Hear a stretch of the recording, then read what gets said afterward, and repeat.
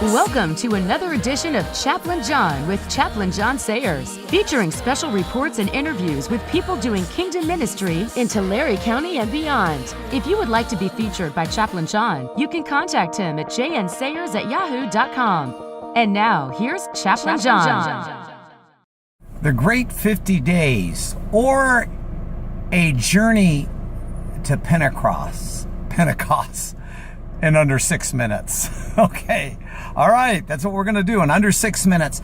The reason I say the Great 50 Days is because for some Christians, Easter, which was last Sunday, Easter Sunday, it's not a day. Some Christians celebrate Easter for 50 days, and we call it the Great 50 Days. I'll talk more about that later.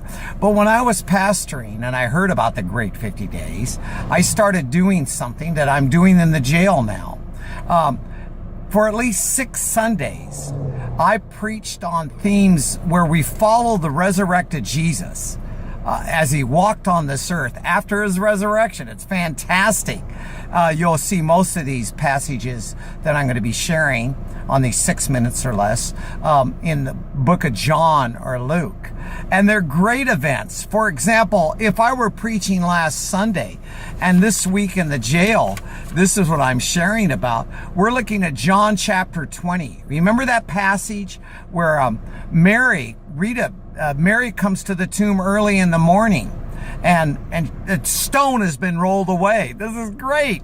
And she runs back and tells the disciples, Peter and John come racing to the tomb to see if Mary was telling the truth, and the stone was rolled away. They go inside the tomb. I think there's a message. You got to go in the tomb. Don't just peek in. You got to look it. You got to get in there and see. And they saw that his body was not there. He was risen, right? He's risen indeed. Great message, great passage. But what they saw in the tomb, I always thought was kind of interesting. What they saw in the tomb was the napkin that was wrapped around, folded neatly off to the side of his bed. Remember that? Folded very neatly. What was all that about? Well, I want to read to you a tradition or a practice back then. And I thought it was really good. And so forgive me, I'm just going to read it. This is so cool. And it goes like this. Was that important? The napkin by his face? Is it really significant? Yes.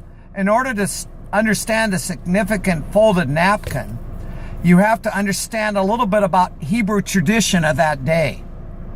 The folded napkin had to do with the master and the servant, and every Jewish boy knew this tradition. When the servant set the dinner table for the master, he made sure that it was exactly the way the master wanted it. The table was furnished perfectly. And then the servant would wait just out of sight until the master had finished eating. The servant would dare not touch the table until the master was finished.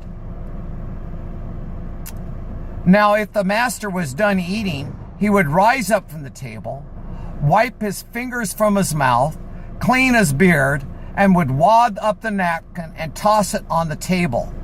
The servant would know then to clear the table. For in those days, the wad of napkin meant, I'm finished. But, get this is great. But if the master got up from the table, folded a napkin, and laid it beside his plate, the servant would dare not touch the table, because the folded napkin meant, I'm coming back. I'm coming back. Isn't that rich? Now, sometimes when Gail and I go out to dinner, maybe you do this too, you're done eating, and you put the dinner tables more to the side so the waiter or waitress can come and pick it up. We're done eating, right? But get this. The folded napkin meant, I'm coming back, and so he shall. What a great message. He's coming back. There's the first adventure in 6 minutes or less. And I'll share with you others as we journey to Pentecost. 50 Great Day Adventure.